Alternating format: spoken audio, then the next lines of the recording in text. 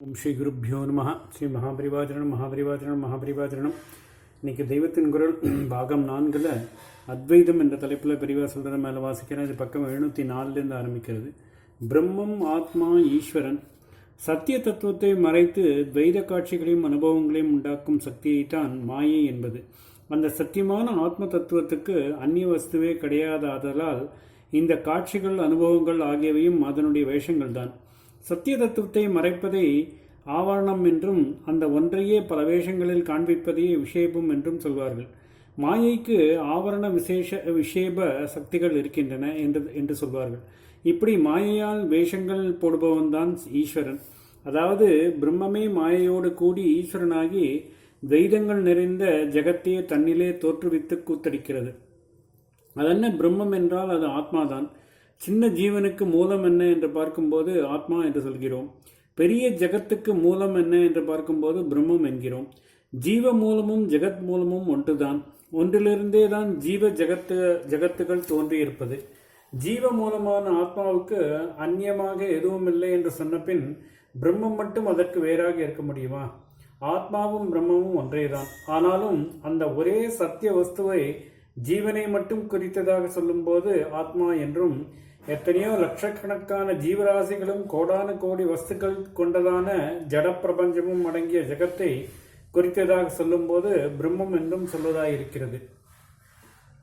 ஜீவன் ஈஸ்வரனிடமிருந்தே, ஆத்மா மாயையோடு கூடி ஈஸ்வரனாய் இருக்கிறது. ஆத்மாவே மாயையால் தான் ஜீவ தசையை அடைந்திருக்கிறது என்பதில் அத்வைதிகளுக்கு ஒரே அபிப்பிராயம்தான்.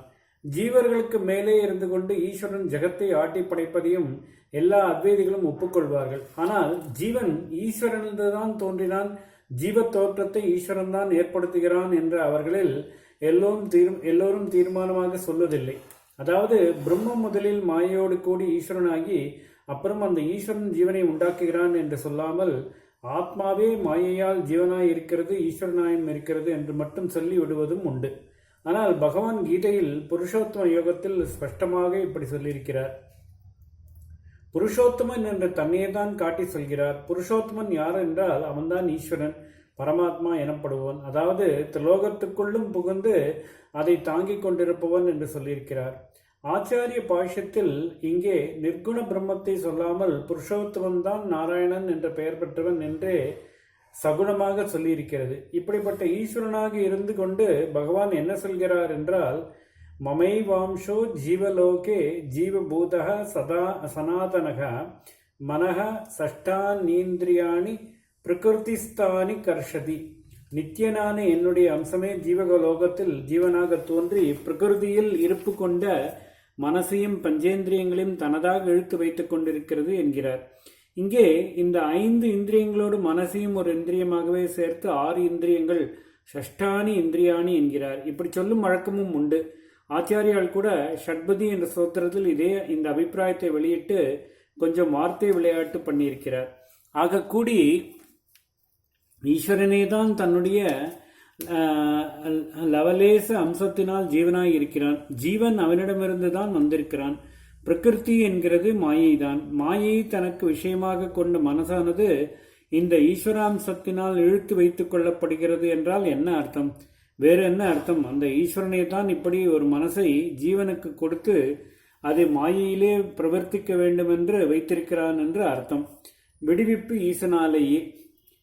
இதனாலேயே இதிலிருந்து விடுவிக்கக்கூடியவனும் அவன்தான் என்று தெரிகிறது. இவன்தான் இழுத்து சேர்த்து வைத்தவன் என்றால் பிடுங்கி போடக்கூடியவன் இவன்தானே. மாய பிரகிருதியில் ஒரு மனுஷன் எப்படிப்பட்ட தன்மைகள் கொண்ட ஜீவனாக ஆக்கப்படுகிறானோ அதை அந்த ஜீவனுடைய பிரகிருதி என்றே சொல்வார்கள். பிரகிருதி என்றால் இங்கே இயற்கை என்ற அர்த்தம் கொடுக்கிறது. வெளி உலகத்தில் இயற்கை எண்ணெய் என்பதெல்லாமும் பிரகிருதி தான். எல்லாம் மாயை செய்த சிருஷ்டிதானே. மாயை அடக்குவது ஈசனே. இங்கே இன்னொன்று கூட சொல்ல தோன்றுகிறது. பிரகிருதியில் ஜீவனை பிரவர்த்திக்கப்பட்டவன் எவனோ அவனே ஈஸ்வரனின் கிருபையில் இருந்தால்தான் அதிலிருந்து ரிலீஸ் ஆகி மோட்சமடையலாம் என்பது சம்பந்தமான விஷயம்தான். ஆரம்பத்திலேயே சொன்னேன், ஞானவானாயிருந்தால் கூட பிரகிருத்தியை எப்படி நிகிரகம் பண்ண முடியும் என்று பகவானே கேட்டார் என்று. ஆனால் பிரகிருதி என்கிற மாயை அடங்கினால்தான் மோட்சம். பிரகிருதி என்ற மாயை உற்பத்தி செய்த சரக்குதான் மனசு. மனசடங்கின பின் ஜீவன் மோட்சம் பெறுகிறான் என்று இத்தனை நேரம் சொன்னேனே தவிர மாயை அடங்குவதை பற்றி சொல்லவில்லை. அத்வைத சாஸ்திரங்களிலும் மனசை அடக்கச் சொல்லித்தான் சாதகனுக்கு உபதேசமே ஒழிய மாயையை அடக்கு என்று சொல்வதில்லை. ஏனென்றால் அது இவனுக்கு மேற்பட்ட மகாசக்தி, இவனையே உண்டாக்கிய சக்தி அது. ஆகையால் இவன் அதை அடக்க முடியாது. அதன் வசப்படாமல் தன் மனசை இழுக்க பிரயத்தனப்படுவதுதான் இவனால் முடிந்தது. இந்த பிரயத்தனத்தையும் சபலமாக்குவது, அதாவது பலிதமாக்கி தருவது ஈஸ்வர கிருபைதான். ஜீவனுடைய மனசடங்கிய பின் மாயாசக்தி மறுபடி மனசை முளைக்க பண்ணாமல் இருக்க வேண்டுமே. மனசே இல்லாமல் இருந்த ஆத்மாவிலேதான் முதலில் மாயை இருப்பாக கொண்ட மனசை ஈஸ்வரன் இழுத்து வைத்து ஜீவபாவம் உண்டாயிற்று. இப்பொழுதும் ஜீவன் மனசை அற்றுப்போக பண்ணி ஆத்மாவாகிற போது அப்படி இவன் மறுபடி மாயா சம்சாரத்தில் விழும்படியாக அந்த ஈஸ்வரன் பண்ணலாமோ இல்லையோ? அப்படி நடக்காமல் பல பேர் அத்வைத சாட்சா்காரம் பெற்றிருக்கிறார்கள் என்பதால் ஈஸ்வரனே தான் மாயாசக்தியை அடக்கி ஜீவனுக்கு ஆத்மசக்தி லபிக்க செய்கிறான் என்று தெரிகிறது. ஓம் ஸ்ரீ குருப்யோ நமः. ஸ்ரீ மகாபரிவாச்சரணம் மகாபரிவாச்சரணம் மகாபரிவாச்சரணம்.